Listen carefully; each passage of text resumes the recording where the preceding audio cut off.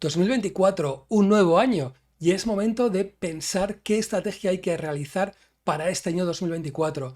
Cómo veo los mercados, los diferentes mercados, monetario, renta fija, bolsa, inmobiliario, un poquito todo. ¿Para qué? Para intentar acertar, o muchas veces yo creo más que acertar es no cagarla, no liarla desde el punto de vista de las inversiones. Pero bueno, no me enrollo más y te dejo con el vídeo. Antes de nada, me gustaría comentar una de las frases de Charlie Munger que me parecen más interesantes, y es: debes tener tiempo libre casi todos los días para simplemente sentarte y pensar. Esto yo creo que es realmente importante desde el punto de vista de inversiones o de cualquier cosa, ¿no? Entonces, pues un poquito este vídeo trata de esto, ¿no? De pensar y ver exactamente qué es lo que yo pienso que puede suceder en los mercados y si merece la pena unas inversiones u otras, ¿no? Como siempre, el fallo es enorme, pero bueno, lo que haga os puedo asegurar que es algo que lo haré con mi dinero, y los fallos pues me los comeré yo si los tengo, ¿no?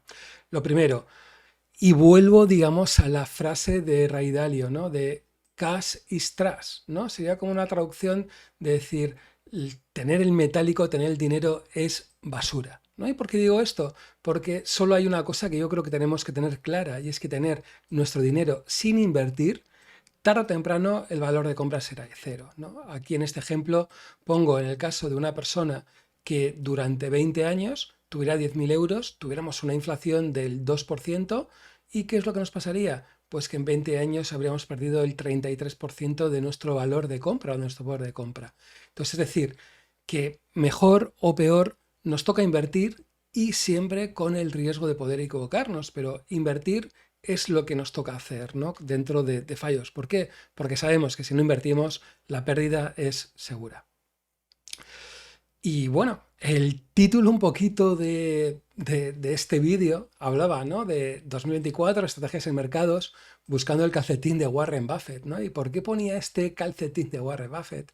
Porque hay una frase que me parece realmente muy buena, y es que dice Warren: ya se trate de calcetines o acciones, me gusta comprar mercancía de calidad cuando esté rebajada, ¿no? Entonces, mi idea es, voy a intentar mirar cada uno de los mercados para ver si tengo la sensación de que tenemos buena mercancía de calidad y, como siempre, está rebajada o no está rebajada, ¿no?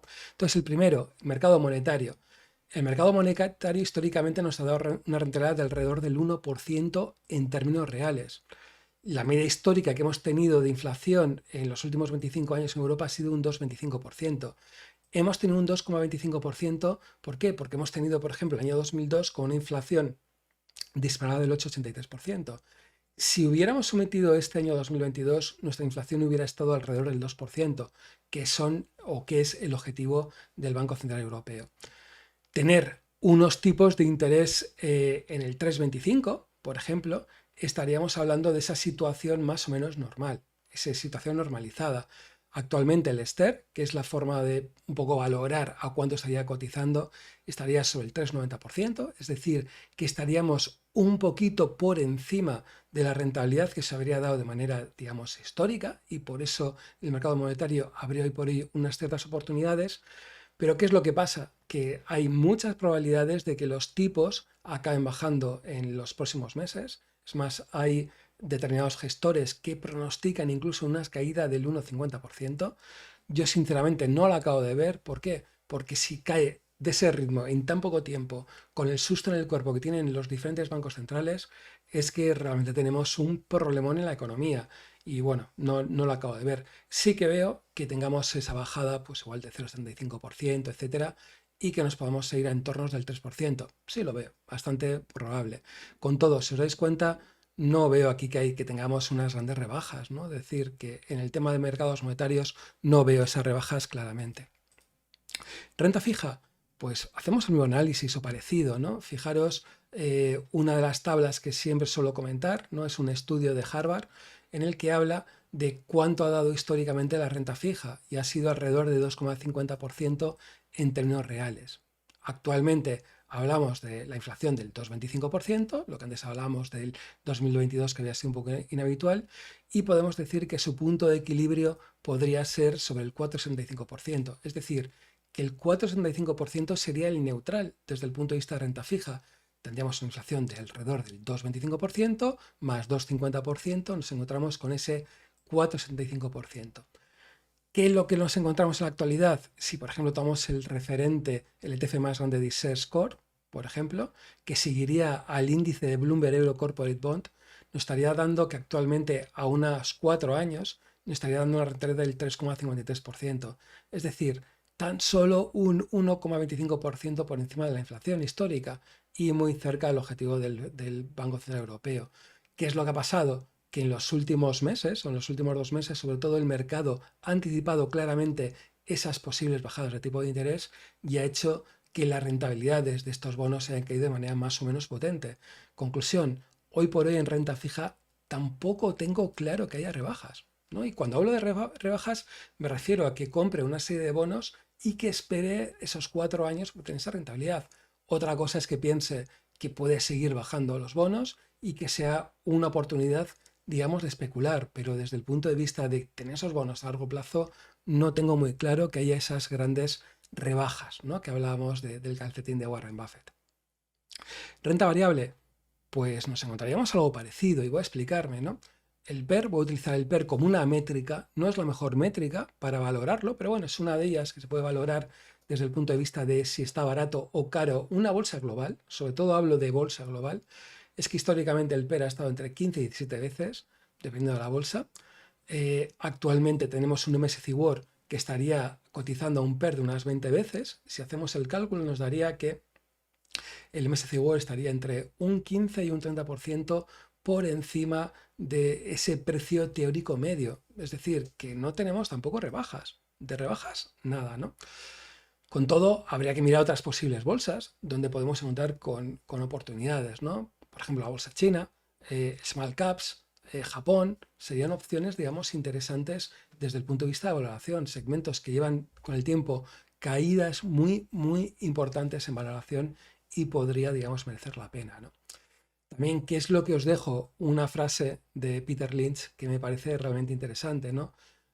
Se ha perdido más dinero intentando prever las correcciones y protegiéndose frente a ellas que sufriéndolas realmente, ¿no? Es decir, que estamos hablando que si estamos esperando a que la bolsa acabe cayendo, que corrija ese 15 o ese 30%, podríamos encontrarnos que el mercado no nos dé tiempo a comprarlo, ¿no? Entonces, creo que también es un punto a tenerlo en cuenta y por lo que muchas veces merece la pena seguir invertido, a pesar de que sepamos que actualmente la bolsa está entre un 15 y un 30% por encima de esos valores medios en términos, digamos, de PER. Inmobiliario. ¿Qué es lo que pienso? Que puede haber una posible bajada del Euribor en el año 2024. Los tipos tienden hacia abajo y esto afectará al Euribor. La vivienda creo que será cada vez más accesible y sobre todo veo que puede haber un posible aumento de precios. Por mucho que nos estén diciendo que no va a haber aumentos de precios, que se van a reducir, etcétera. No, va a haber aumentos de precios, el Euribor cae, sin duda que habrá aumentos de precios. ¿Por qué? Porque por un lado tenemos el alquiler. Cada vez está mucho más complicado que la gente piense en alquiler, ¿no? Es decir, la gente no está sacando pisos en alquiler. Es decir, que aquella persona que le gustaría alquilar no le va a quedar más remedio que tirar a comprar, pero no porque quiera, sino porque no le va a quedar más remedio. Por otro lado, mientras no tengamos crisis en el empleo, la vivienda no bajará. La variable clara es el empleo. Mientras tengamos empleo, mientras nos encontremos incluso que los salarios en España están subiendo por encima de la inflación, la vivienda no bajará. Va a ir por razones y por regiones y por zonas, es decir, que seguiremos con la tendencia de subidas en grandes ciudades, en cambio en otros sitios pues encontraremos con parón o incluso que haya bajada, ¿no? Pero lo que son los grandes centros, Madrid, Barcelona o las islas, yo creo que van a seguir esa tendencia de subidas, ¿no? Cuarto, el gobierno tendrá que regular los alquileres por habitaciones, turísticos y por temporadas. Yo creo que esto es algo que en la calle se escucha, que todo el mundo lo está viendo y que no tardará tanto este gobierno y sus socios en al final regular este tipo de alquileres. ¿Esto qué es lo que provocará? Sobre todo restringirán este tipo de oferta y sinceramente creo que va a poder convertir en oro, y vuelvo a repetir, en oro, determinados apartamentos turísticos que hoy por hoy ya tienen, digamos, esos contratos o tienen esas autorizaciones. Veo complicado, por no decir otra cosa, que aquellos apartamentos que tienen esa regulación o que tienen esas aprobaciones se las quiten. Otra cosa es que la regulación sea cada vez más complicado y de esta manera pues sea bastante difícil que se conviertan más pisos en apartamentos turísticos. También lo que os comentaba en algún otro vídeo, ¿no? Cada vez queda menos tiempo del ciclo, o sea, cada día que pasa o cada mes que pasa queda menos ciclo y bueno, creo que posiblemente no sea un mal momento para ir deshaciendo posiciones. Y lo que a veces os comentaba, que el inmobiliario no es tan fácil de deshacer como mucha gente cree dentro de todo.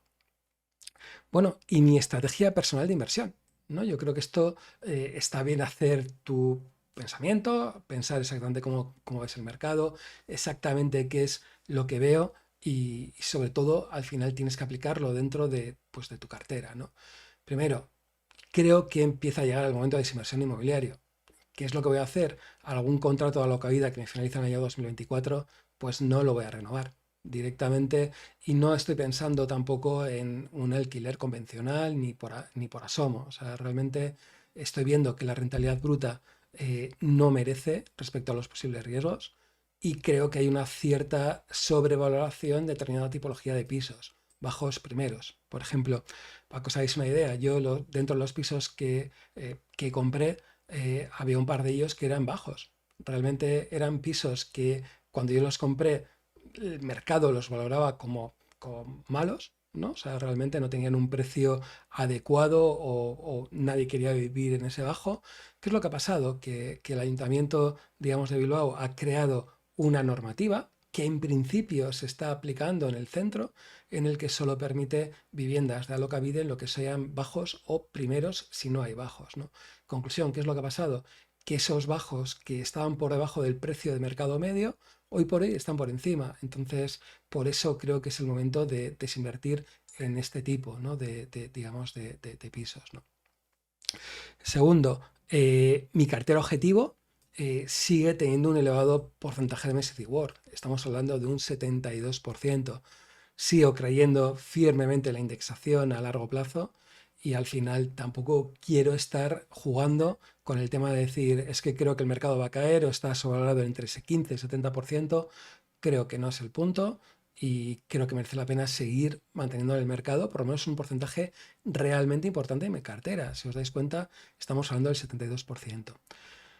Otra parte de la cartera, en la que tengo alrededor del 15%, la destino sobre todo a una sección de renta fija y monetarios, en la que suelo jugar con ellos, ¿no? Hasta hace poco, en la actualidad, tenía prácticamente todo en monetarios, renta fija no tenía nada, y hoy por hoy, pues yo creo que es momento de asumir más riesgo desde el punto de vista de tener en renta fija, ¿no? Incluso, ¿por qué no? Asumir un poquito más de riesgos con determinada deuda high yield, ¿no? Estamos hablando de un porcentaje relativamente pequeño, si os dais cuenta. O sea, si mi cartera me va bien o me va mal, va a depender en gran manera de lo que haga el MSCI World. Realmente, esto puede ser la sal dentro de lo que es mi cartera, ¿no? Y por otro lado, vamos a hablar de lo que para mí sería la pimienta, ¿no? Y es simplemente el stock picking, ¿no? Aquí, sobre todo, estoy pensando claramente en comprar algún indexado, sobre todo de China. Es una apuesta en la que yo creo que hay que dar una vuelta. Me ha parecido bastante coherente Ray Dalio con mucho de lo que comenta sobre China, incluso ese sobrepaso que podría dar en los próximos años a Estados Unidos. Creo que tiene una infravaloración hoy por hoy China respecto, digamos, al mercado. Y por qué no, puede ser una pequeña apuesta dentro de ese stock picking, dentro de todo, ¿no? También, ¿qué es lo que voy a hacer? Una concentración de la cartera. ¿Por qué? Porque no te das muchas veces cuenta y actualmente tengo 13 valores. Tengo claro que me sobran 5. O sea, pienso que el máximo tiene que ser 8 y por encima de esos 8 yo creo que es mejor tenerlo a MSCI World, ¿no? Entonces, algunas así de valores que tengo los venderé, cambiaré y haré ese cambio entrando, digamos, en China. Como todo, pues lo dicho, ¿no? Estamos hablando de que mi sal sería renta fija y mi pimienta sería stock picking, pero realmente donde me lo estoy jugando, realmente va a ser estar invertido en el MSCI World, ¿vale? Desde el punto de vista de cosas, ¿no? Entonces, y volviendo un poquito al título, ¿no? De Buscando el calcetín de Warren Buffett, ¿no? ¿Qué nos encontramos? Pues que sinceramente no encuentro calidad con grandes rebajas. Hay que ser muy, muy selectivo, ¿no? Y que, bueno, habría que ver por qué se produce todo esto. Yo creo que la montaña de deuda y los bancos centrales siguen provocando sus burbujas. Y bueno, y es normal que te encuentres a empresas como Berkshire Hathaway con el enorme colchón de liquidez que digamos que tienen, digamos, actualmente. Y nada más, espero que te haya gustado el vídeo, espero que te haya gustado, que haya compartido cuál es mi estrategia. No es nada sorprendente, yo creo, para muchos, pero sobre todo que pienses que no está tan claro que hay esas rebajas, ¿no? De que estemos hablando de esas grandísimas oportunidades que vamos a tener el año 2024 a la hora de comprar cualquier tipo de producto. No está tan claro que tengamos esas grandes oportunidades, ni mucho menos. No veo esos chollitos como podía verse en otros años, en el año 2008, 2009, ni por asomo, ¿no?